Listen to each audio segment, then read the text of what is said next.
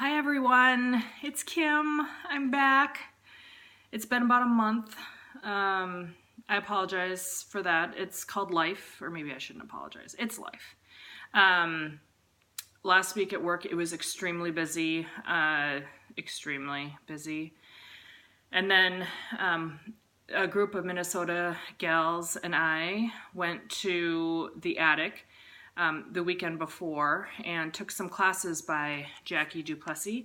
And so it's been pretty busy and I haven't done any stitching, but I've taken classes, which is okay, and got to spend the weekend with like-minded women. And so it was just an amazing time. For those of you who aren't familiar with the attic, it's in Mesa, Arizona. We got a good reprieve from the cold weather here in Minnesota, kind of an early onset, and got some 75-degree weather down there. So it was just an amazing time. We are Jackie junkies. We love a lot of the pieces that she creates, and so we try and go see her as much as we can, whether she's here in Minnesota or elsewhere. So we follow her. So at any rate, what I thought I would do is I would show you things from that weekend. I also went antiquing for the first time, never done that before, with some antique experts. And so I bought one thing, so I'll show you that. And then whatever stitching I did do was on the plane, so I will show you how far I got on one of my whips. Haven't gotten any further. And then we'll go from there. All right. So the classes at the attic, again, amazing. She also had make and takes, and what those are other kits besides the classes themselves that she sells. And so all of us really indulged in those and loved those. And some of them she didn't actually have with her, so she will send those at a later time. So I'm excited to see those and kind of get started. I've taken a lot of Jackie's classes and I really need to just hunker down and get cracking on those. So at any rate, one of the first projects that I'll show you is called Ode. And again, these are all Jackie du Plessis. She goes by the company name It's Finally Finished. So I'll show you those. This is Ode.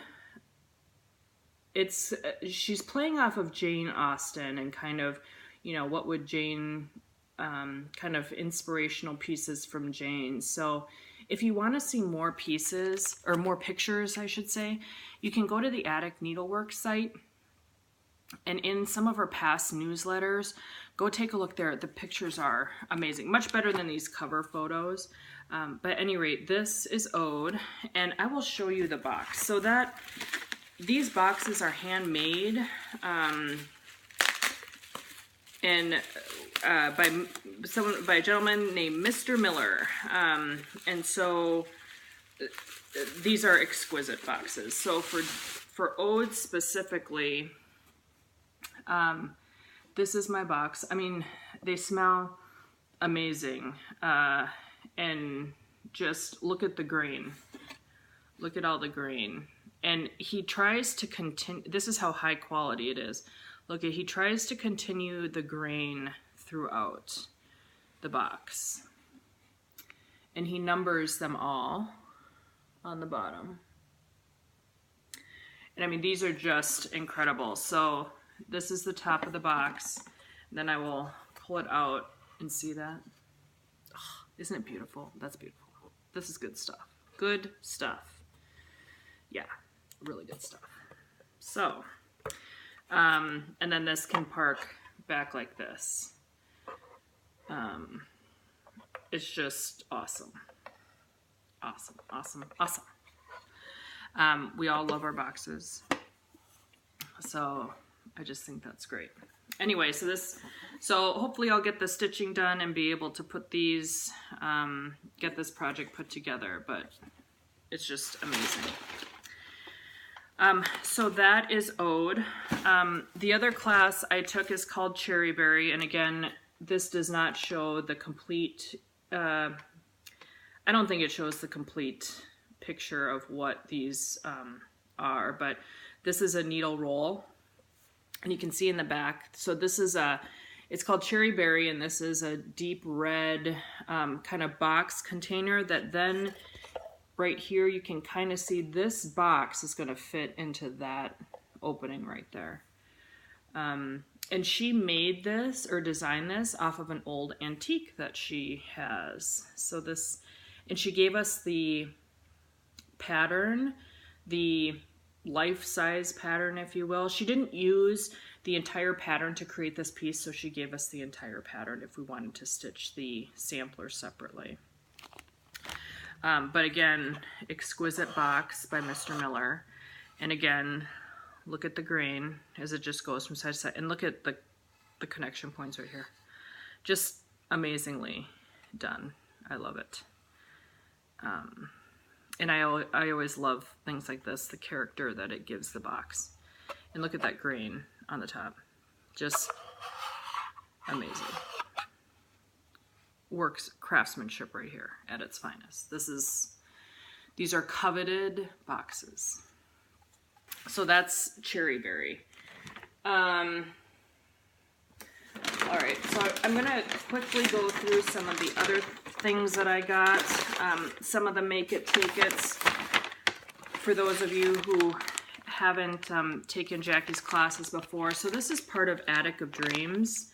And one of the classes that we had was Attic of Dreams 3, and I had not taken 1 or 2. And so she was selling the kits for 1 and 2. So it's a basket there, and the bottles are kind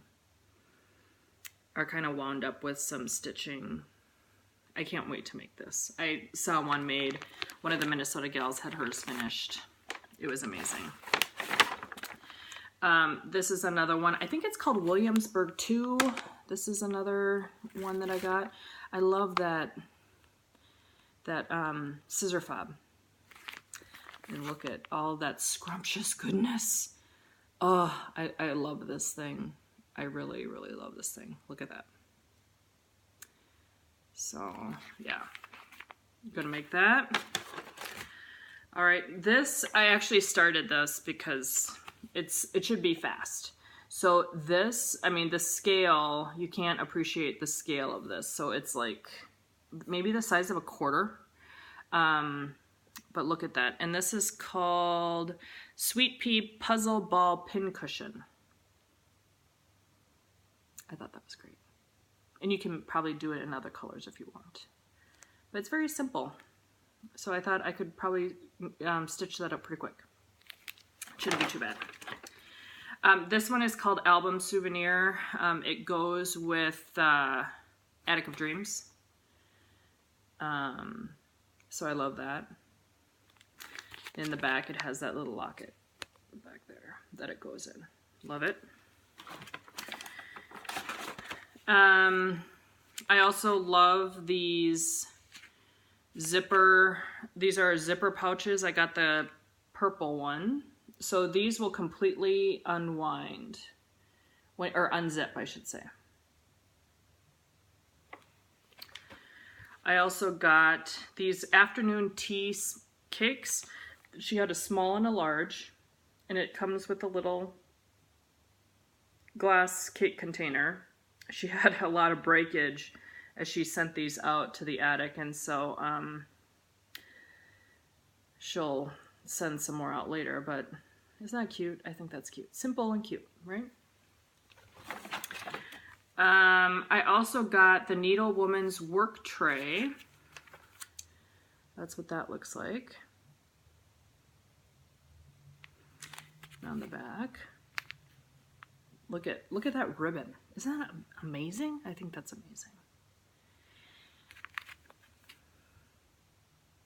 All right. And what I'm showing you, I think, are kind of different than a lot of the other Flosstube videos I've seen. And not in a bad way, just different. These are projects, again, that, you know, it's to make objects versus stitching something, and I do a lot of that too, obviously, but stitching something, framing it, turning it into a pillow, whatever. So these are actually constructing objects as the stitching continues. And that's why she's quite amazing as far as coming up with some of the stuff. This is a pineapple. And I thought I might change out the colors. So I might not do it all in black. It actually comes with the spool. But what I might do is change it to, you know, yellow and green. I don't know yet, but I'm kind of leaning towards that way. I might do yellow and green. Okay. And to flip back, so this is Ode, the bag for Ode.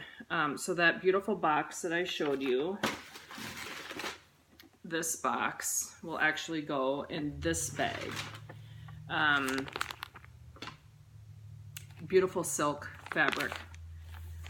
So this should stitch up quick. So I'm actually thinking I will do this first, and then work on the little bits of Ode. Yeah, so that's that. All right, we continue with the Attic of Dreams. Sorry, this wasn't in good order. Is that beautiful? Oh, and I also got a thread stick, and her husband made these. So her husband went to Mr. Miller's workshop, and he taught him how to make these. So Jackie's husband made these little thread sticks. Isn't it awesome? I think it's awesome. All right, and there's more. We also took another class called Enid.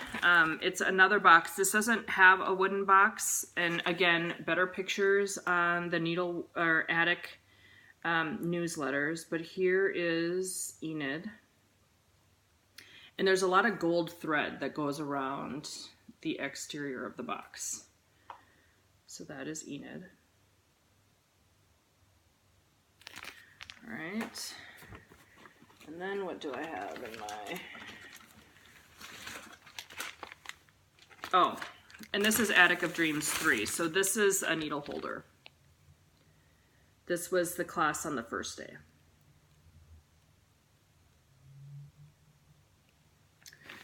All right.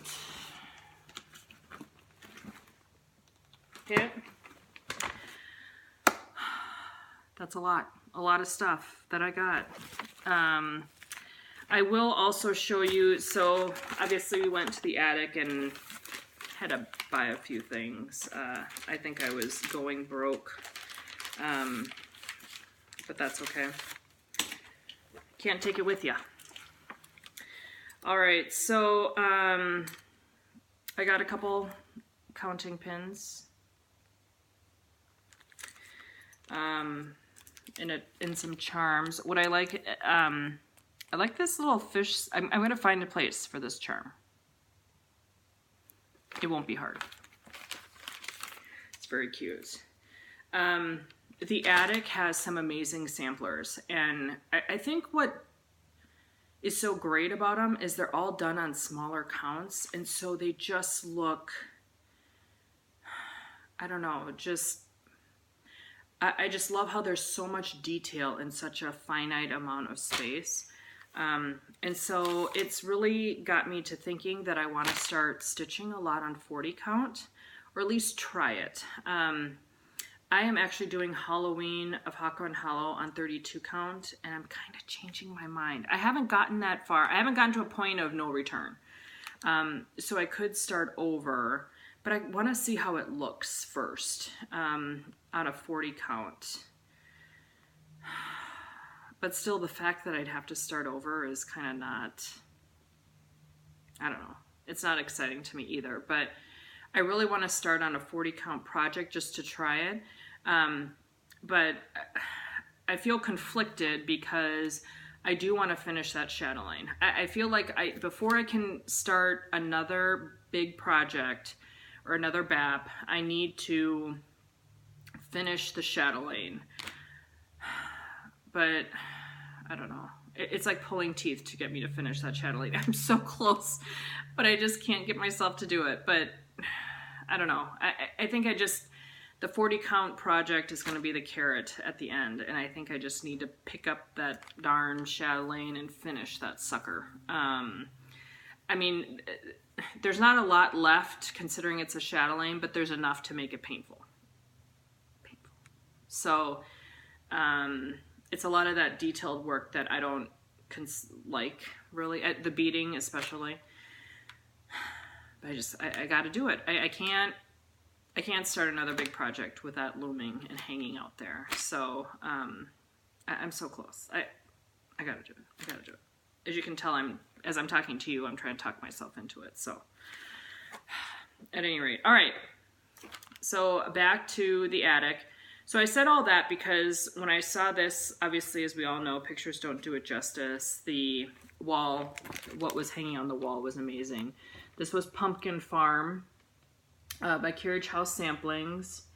And they had it done, this really looks stark white to me. They did it on a very pretty cream color. Again, it was probably on 40 count, and it was just gorgeous. It was amazing. So I'm going to do that. I also saw quite a few long dog samplers on the wall, and I didn't think they were long dogs. But again, because of the small count that they used, there was a lot of stuff going on in such a small area, and it was just amazing. So just by looking at these patterns themselves, I would never have done it, but because I saw those, I picked these up. So this is, I don't know if I'm going to try the Boyas Le Ouk. I don't know, I'm probably slaughtering that. But anyway, I thought there was too much space in between these motifs. But again, on 40, see, I like how close to get, I like how there's a lot of stuff going on in a small area. And in comparison, it looked like there was too much space in between here. But on the 40 count, looked amazing. So that's the long dog. I can pronounce this one, Spirit of Marken. This was another one on the wall. Gotta do it. Gotta do it. You know, it's funny how our tastes have changed as we've done cross stitch over the years. I probably have some patterns now that's like, what was I thinking back then? It doesn't suit your taste anymore. So yeah.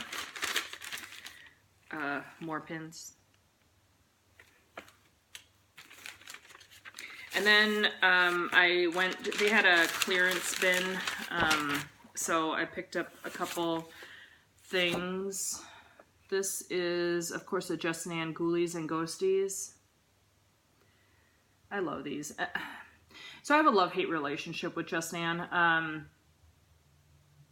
I don't like all the color switches that they've done, but the end product is just amazing.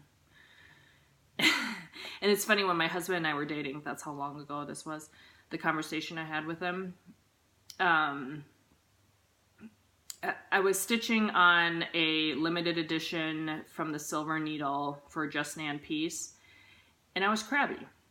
And he said, "Are you going to stitch on something that makes you crabby?" But of course, I was completely in love with the end piece. So,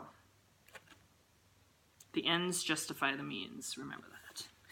And I also picked this up. I'm always a Mosey and Me fan. Look at that. Look at how cute he is. Isn't he great? I love him. And I love him even more because he was cheaper. He was in the clearance bin. And I love that little cap button right there. Mm-hmm. Yep. Love it. This is definitely can watch TV and stitch on at the same time. I won't get distracted. Or, well, I won't. Hopefully, I'll make less mistakes. I can't say I do it on purple fabric like that, but I'll figure something out. I've also, if you haven't noticed from my past videos, I'm a needle holder junkie. And so some people said that, and I forgot to ask the shop owner, Jean, before I left, but I found a needle holder in her case. Isn't that gorgeous? I love that dark wood. And someone said that her husband was making some of these. So I don't know if her husband made this or not. Cool, huh? Yeah, but I love these needle holders. I have a collection going. But the thing is, I don't own that many needles. We may have to change that. All right, so that's what I got from the attic. The second trip, because remember I was there for a work trip, I think a week and a half before I went to the classes. So I showed you those items the last time. All right, so as I mentioned, I went antiquing for the first time. I don't like to shop. I don't. I don't have a lot of time to do things. And when I do have time, I would rather spend it exercising and stitching. Those are my stress relievers, relaxation. So if I have time to do anything outside of work and housework and taking care of the kids, it's probably those two things. I don't like to spend it shopping, unless it's stitch shopping. But one of the gals, Sue Tesmer, hi Sue, does a lot of antiquing, and she finds the coolest stuff that she then incorporates into projects. And so I had to learn from the master while I had the chance. So at any rate, when we went, I found this. And so this is actually a like a apothecary cabinet is what they call it. And I was shocked to learn there's a label on the bottom, or actually on the back, that this was actually made in Japan. So for those of you who don't know, I'm actually half Japanese. I've been to Japan many times to visit family and friends, and so that was kind of a double win for me. So I got this little cabinet, just showing my hand for scale, so it's about a hand size. But at any rate, so these pull out, and look, they are little jars. Look at how cute those are. And they all are like that. And so again, I can keep needles in there, beads in there. Yeah. Cool, huh? And it's just cute. Look how cute that is. Ooh. Class. So yeah, I was kind of excited about that. All right, so now I'll go through my whips. Like I said, I have not stitched very little. When I sit down on the couch, I can usually, my usual thing is turn on the TV and then start stitching. I literally turn on the TV and don't start stitching. Just for whatever reason, can't. I don't know, it's weird. Then my stitching isn't, close to me, and God forbid I have to actually get up and go get it. So I must say that I'm just too tired. At any rate, this, again, this is the Blue Band sampler from iStitch Designs. I was able to get quite a bit accomplished on the plane ride, but again, I haven't stitched since. And I'm trying to remember where I left all of you off the last time, and I think I had not finished this. I probably finished this part, but this I've completed these rows and here. So that's how far I am. A lot of people at retreat, so when I was sitting there and we were on breaks and stuff, I had this project with me, and so I was just pulled it out and started stitching on it. A lot of the ladies asking questions. That's the best compliment, right? So for those of you who have, whoa, look at how long it is. So a few more ladies might be ordering this gem. Again, iStitch Designs. Her email address is istitch37@gmail.com. Her name is Carol. If you write her an email, she will send you a PayPal invoice, and we'll send you the PDFs. So yeah, that's the new part that you haven't seen yet. But again, if I go back to the chatelaine, which I should, if I was any kind of good stitcher, and behaving my stitching self, I should go back to the chatelaine. I should go back. I just, again, I can't in good conscience start another big project and not have that thing done. I gotta do it. I gotta do it. So those are my plans. My kids are out of the house. Like I said, my husband took them out. So what I'll probably do, I am going to take a quick shower. So yeah, sorry, my lovely presentation of self, because I did work out this morning. I'm going to quick shower and then sit down and stitch until the noisemakers come back. And, you know, put the stitching to rest until they go to bed. So I think that's all I had for you. So I hope you enjoy this video. I will try and put the details of, I'll just put Jackie's company name and spell her name down in the notes below. And if there's anything you want to know or have feedback or comments, or I don't know, figure out a way that I can consciously start a 40 count big project and not have my shadow line done, let me know. All right. Well, I hope you all have a great weekend and happy stitching.